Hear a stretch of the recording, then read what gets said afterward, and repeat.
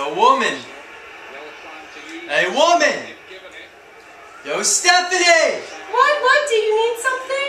Yeah, I've been home for 20 minutes and there's no food in front of me. I'm so sorry. I've just been so busy all day. I didn't even get a chance to start dinner. What would you like? I don't want you to forget that I'm the one at work all day working hard so you can stay home. Don't forget that, you hear? Of course. Now go make me a sandwich. With no mayonnaise. Here it is, lightly toasted the way you like it. Now thank you. Where the hell's my beer? Coming. Hi, I heard you had a couple of positions open and I was wondering if I can give you my resume. Sure, take a seat. I'll look it over right now. Thank you. So, I see you got a 4.0, had 3 internships, and have 2 years of management experience. Yeah. That's very nice. Thank you. What kind of position are you looking for? Well, I was really hoping to get a management position, and I think with my degree and experience I qualify, but with the economy the way it is, really any position that you can offer me I'd appreciate. Oh, honey, you don't want to get involved in that good old boys network. Let me tell you what. I'll go down to Human Resources and see if we can't find you a nice entry-level position to start. And I know times are tough, but I'll squeeze you in somewhere. Don't even worry. Thank you. I look forward to hearing from you. Okay. Marcia, can you believe she wanted to be a manager? Little thing. She could have been older than 23. They would eat her alive up there. Not that she would mind. Oh, Marcia, you're so bad, but I've got to go. Bye. Come in. Hey, good afternoon, ma'am. I heard you had a few positions available today. I just wanted to introduce myself and give you my resume. Absolutely, handsome. Take a seat. I'll look at it right now. Thank you. Wow, a 4.0. You don't see many of those anymore. And you did an internship while holding down a part-time management position. Goodness, how did you manage all of that with school? Your parents must be so proud of you. Yes, ma'am, they are. Thank you. You're very welcome. Now, what position can we offer you here? Well, an entry-level position is what I'm looking for to start off with, but then one time I'd like to move up to management along the time. Of course, you have the experience. I'm sure they would be very impressed with you upstairs. Let me pull some strings and consider it done. Well, thank you very much, ma'am. I appreciate that. I won't let you down. Not a problem. Welcome to the team. We'll see you tomorrow at 9 a.m. Thank you. Have a nice afternoon. The purpose for putting the man and woman in traditional roles was to show how structural functionalism encourages the status quo. In gender relations, what has happened up until recently was that the woman managed the home and men provided for the family, which essentially put the power in their hands because within most cultures, money and wealth are attributed to success, which equals power. Therefore, women are forced to be submissive in order to survive. A structural functionalist might suggest that due to the fact this is the way society has operated, clearly it is the most efficient way and must be adhered to. Cultural revolution and social change are not often an option for the structural functionalist. As it relates to sociology in general, structural functionalism suggests that the way systems and bureaucracies operate do so for the specific purpose of efficiency. Namely, that is simply how the cogs mesh together in order to create a systematic and well-functioning organization.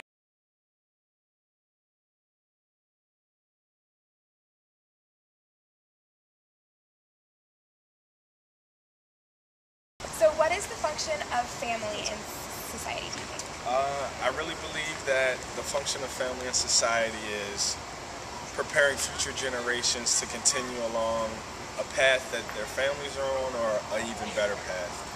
That could be education, that can be spirituality, that can be financial, but without your family backing you, you really have no one to fall back on. So support system and guidance is really the most important functions that family plan society. Absolutely right. Thank you so much. Thank you. The function of a family in society is that the society has norms and values which are attributed to the whole society. And then when a child is born or when someone is presented to society, they're assigned different rules and roles. So essentially, a child, if it's a boy or girl, it's assigned roles by gender. The person who brought the child into the world is assigned as their mother, and then a father, and then they're a parent, and then later it moves on to PTA or what have you. Different roles are given to them. And as they go through life, their roles change. So, you know, they're born and they're just, you know, a princess, and then they go on and become a preschool student and then an elementary school student, and they just keep changing. Their roles are continuously changing throughout their lives. So oftentimes this causes a role strain, and there are many different roles. Maybe they're attributed with too many roles. So basically, families, what they do is they teach the individuals their different roles. You know, the family sort of offers an initiation process in training up the children to function in society alongside their various roles, depending on different things such as economic, whatever class they're in, and a bunch of different functions, education level, etc. So these families teach the individuals their roles in society, and so then they can continue to foster the various norms and values that society has. So what do you think the function of crime is in society? I don't know. I think crime has a couple of functions. I think it kind of gives people something to talk about every day in their daily life. And, you know, it gives people jobs. It creates the circle of checks and balances that is just natural in a society. And it'll create policemen because they'll be, you know, they got to take care of the crime, and firemen for, you know, arson and stuff like that. And you just have to adjust to the crime as a society as a whole. Yeah, so you feel like it gives some people who otherwise wouldn't have any importance, some importance in society? Yeah. Okay. Exactly. Well, thank you so much for answering. Sure, anytime. Okay, so the function of crime in society is that deviants commit crimes in society, which leads to public outrage and legal punishment, which leads to shared moral guidelines and rules, which creates deviance because the deviants are not going along with the shared moral guidelines and rules, which is creating the deviants who are committing the crimes. And it's a round process, but it affects society in that crimes let us know who the deviants are and let us know what the shared moral guidelines and rules actually are for the society. What do you think the function of education is in society? Education in society. Well, the cynic in me wants to, you know, make some point about education feeding us into conformity and removing creativity, you know, blah, blah, blah. But I think in a number of aspects, although that in some ways is true, I think it's also important that we educate our young people so that America can stay competitive on a global market, because with our population versus other countries that are now becoming industrialized and, you know, non-third world becoming first world countries and superpowers economically, there's so many more people than us that we really need to emphasize education and becoming, for lack of a more elegant phrase it, better than our competition. Because without that, then maintain our competitive edge. Yeah, we're going to lose our competitive edge on the global market, because with capitalism kind of becoming the global system of government, without... we're not the big dogs anymore. We're not, and we have to stay competitive. So I think that's the primary purpose of education these days. Well, thank you very much. Hi, my name is Tony Vanell, and I'm a physical education teacher over at Plain High School. And I'm here to talk about the function of education in society. I think having everyone to be able to go to a free public high school and they have the same opportunity, they'll be able to try to succeed in life. And just in high school, when they get that far, they're able to choose what classes they want to go into. It's not just math, history, science. They're able to go into different PE classes, and they're able to go into music and woodshop and skills for life that people are able to use later on in the future.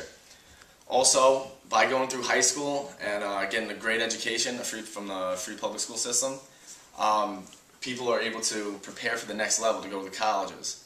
And teachers also in college, in high school, are able to help you out and prepare you to go into the next level also. While when you're in high school, you're able to, when the teachers put you into groups, they have you communicate together, and that's going to prepare you for life in the workplace. Because you're not usually going to be working by yourself. You're going to join together with the team, and you're going to have to cooperate with all different kinds of personalities. And high school is a great way, the education system is a great way to get prepared for that. And with getting a great education and from the teachers at the schools, the grades will try to get higher, and you're going to be able to get a better job placement in the future. So with a great education system, teachers help you out as much as they can, and you try to succeed in the rest of life. Structural functionalism strives for what has always been and encourages things to remain the same so as not to threaten the current system in place and create a power struggle or dysfunction which would erode the current system in place and cause a lack of efficiency. Letting woman number 2 go up to management would be contrary to the company's usual policy and may distract those already in this position. This contradicts structural functionalism and creates what the theory might consider unnecessary conflict.